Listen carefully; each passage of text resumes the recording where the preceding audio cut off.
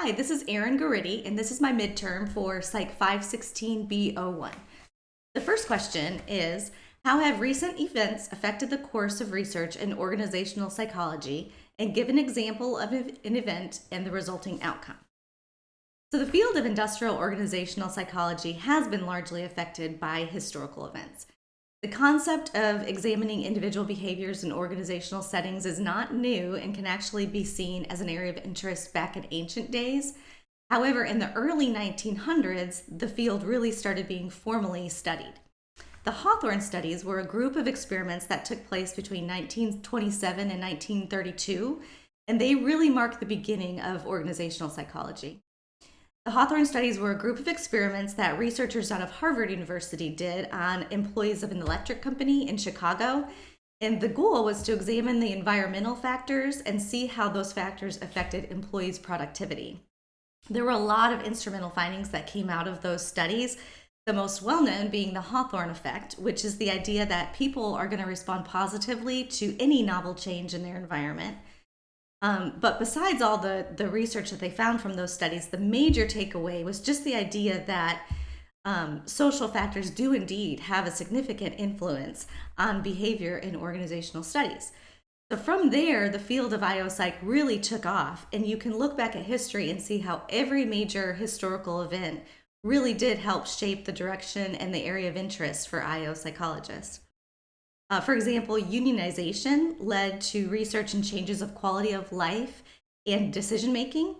World War II resulted in a lot of women entering the workforce, and so that led IO psychologists to really study diversity in the workplace.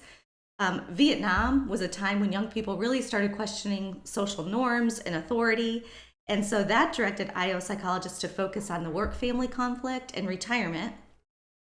And then the horrible 9/11 terrorist attacks really led to changes in organizational emergency preparedness.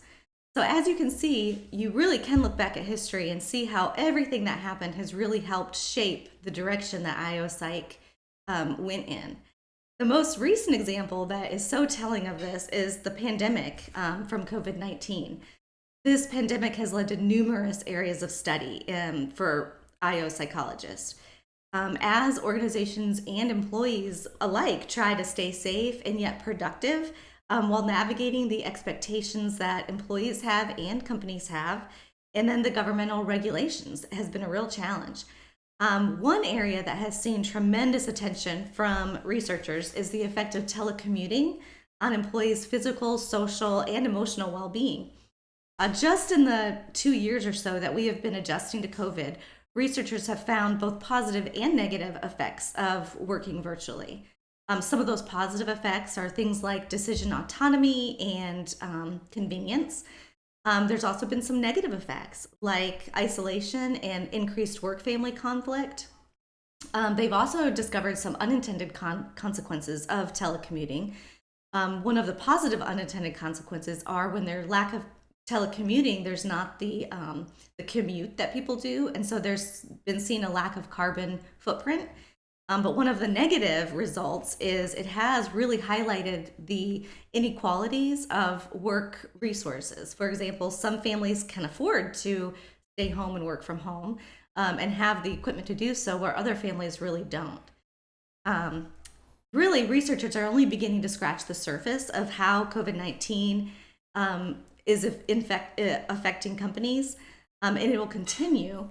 But as we move forward, and hopefully one day be out of this pandemic, organizations will be able to use the research that IO psychologists are obtaining now to make informed decisions regarding future telecommuting policies in their organization. Question 2 says, describe the socialization process for graduate students in your program. Is the program successful in socializing newcomers and creating job embeddedness? The purpose of the socialization program at Liberty University Online is really threefold. One, it's to educate the new students in the culture and the history of the school. 2, it's to introduce the expectations and requirements to help the students be successful in their program. And 3, to help students get along with fellow students, grad professors, and their advisors. To accomplish these goals and determine the effectiveness of the socialization process, it's helpful to view the process in stages. As the grad student moves from an outsider to an insider, they really go through three distinct stages. The first stage is the anticipatory socialization stage. During this stage, the student is kind of considering their options.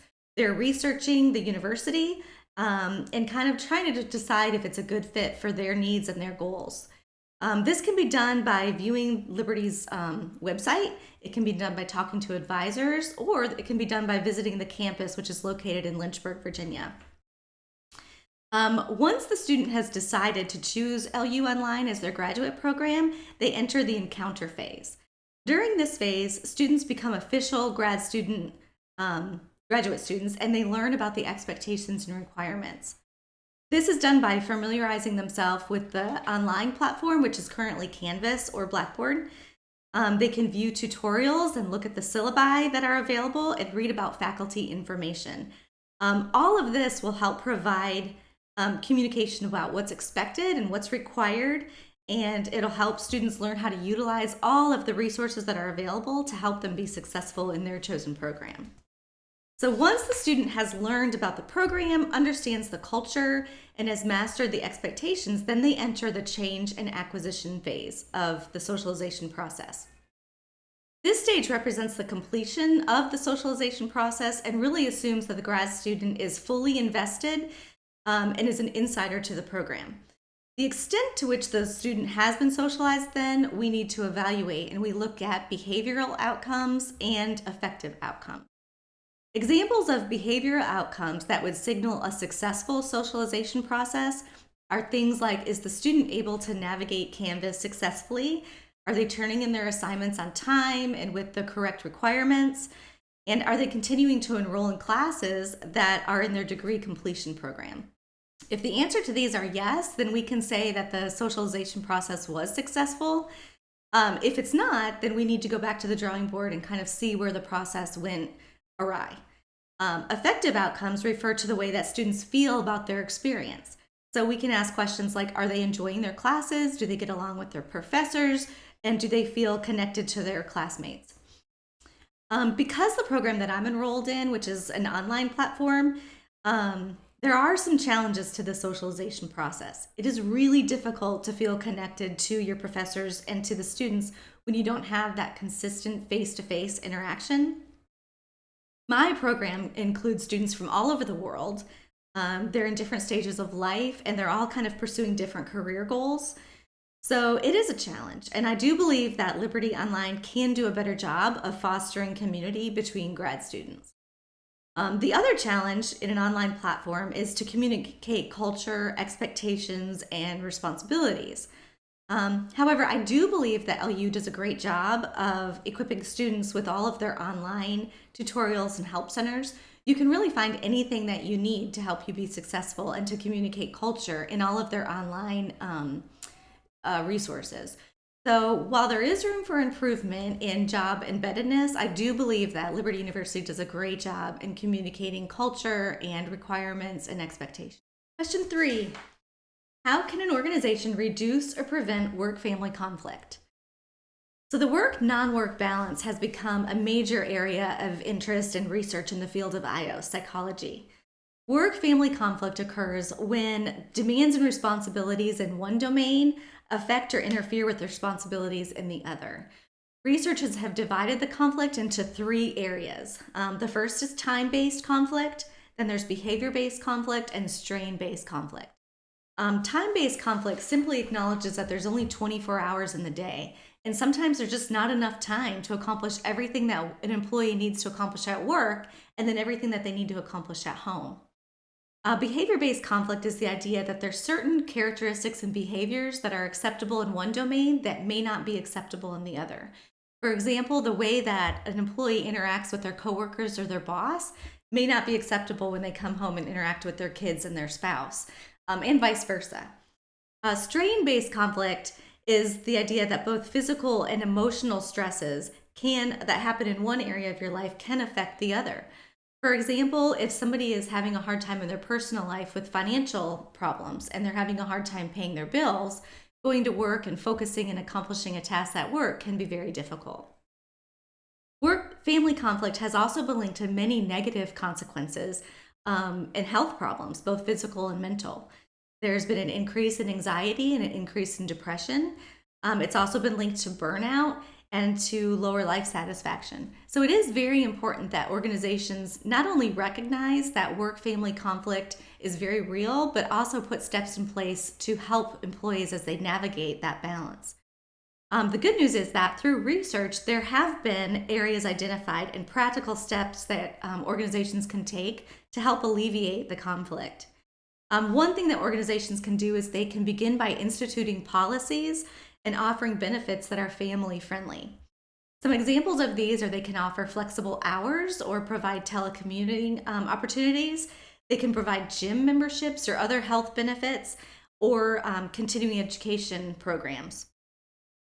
While these benefits are very, very important, it's also equally important that organizations understand that they need to establish and set up a family-friendly culture.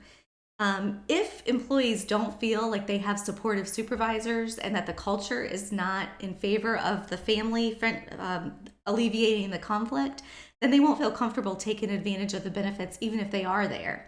So organizations need to train their managers and supervisors in family supportive supervisor behaviors so that they understand they can understand the conflict and that they can offer support and even creative strategies that their employees that they can work together to alleviate the conflicts. Question 4. Imagine you have been asked to develop a performance assessment program for employee development. What techniques could you use to adequately evaluate employee performance as comprehensively as possible? So I believe it is crucial for organizations to develop an effective way to evaluate job performance. Job performance is defined as employee behaviors that contribute to an organization's goals. An effective job performance program will not only benefit the organization, but it will also benefit the employees within the organization. It will help organizations to evaluate the skills, strengths, and shortcomings of their employees so they can make changes as necessary. And then it will help to clarify job descriptions and responsibilities and highlight any discrepancies of expectations between the employee and the employers. So it is very important. It's important that organizations focus on two aspects of job performance. There's the in-role performance, which talk about the technical aspects of the job, and then there's the extra-role performance, and those are the non-technical aspects such as communication, enthusiasm, the ability to get along with others. Both are very important to include in a job performance evaluation. There are many practical ways to evaluate job performance. It could just be a simple paper pencil test. You could do a job skills test, either hands-on or hands-off. You can do various different kinds of simulations. I believe the best thing is to incorporate multiple testing techniques. If you focus on one, there's a possibility of error and also that it's very subjective. By focusing on multiple testing techniques, it can reduce errors and give you a more accurate view of both the in-role and the extra-role job performance. I would also recommend using a multi-level perspective on assessing job performance. Sometimes this is known as a 360-degree feedback. This method gathers information on job performance from multiple sources within the organization. So you would evaluate the employee, you would evaluate the employee's supervisor, and you would also evaluate coworkers of the employee.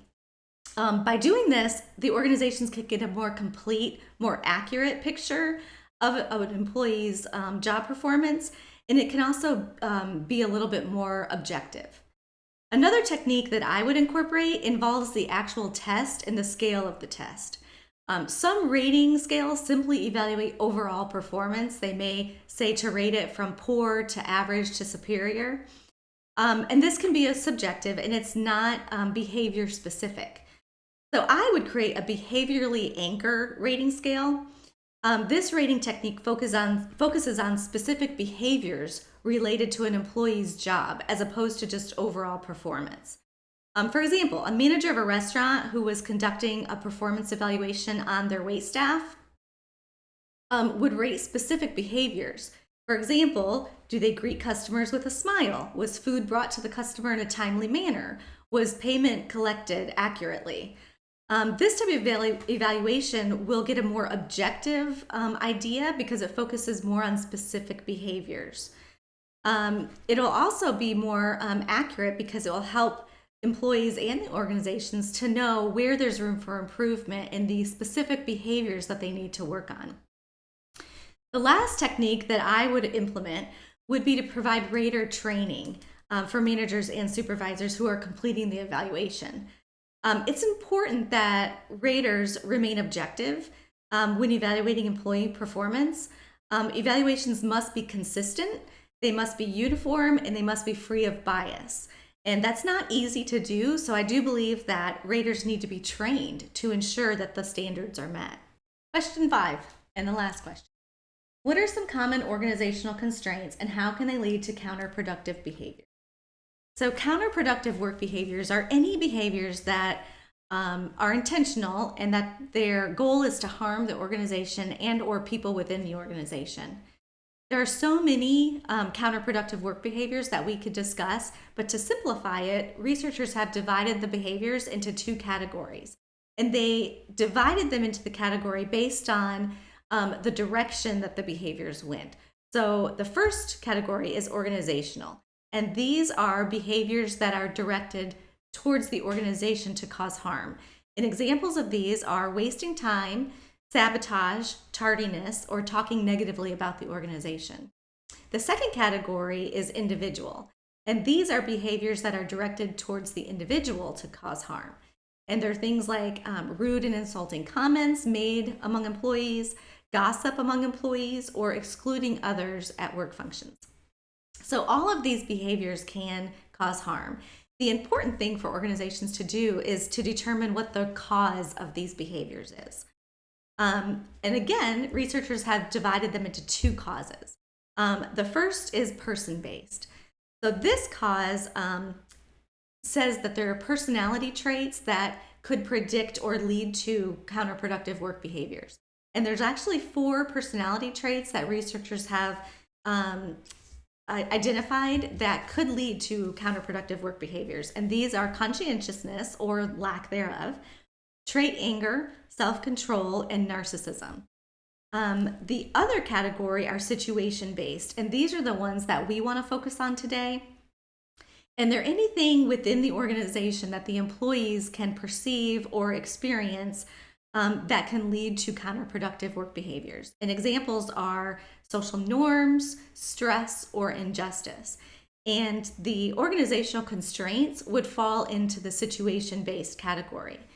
So possible organizational constraints that organizations can deal with are things like poor equipment or equipment that's lacking, lack of money that could lead to employees not having the resources that they need to do their job effectively, unnecessary rules that can lead to employees being frustrated or can lead to stress if they view the rules as being counterproductive to them being able to achieve their goals and their tasks.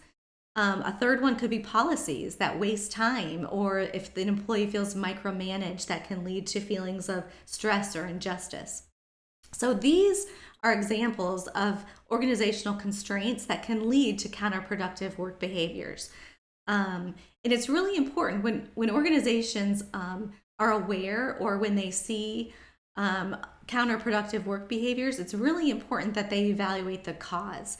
If organizations incorrectly assume that the cause of the behavior is always personality traits, they're going to miss the opportunity to correct the problem within their organization. And then it could spread and it could lead to even more counterproductive work behaviors.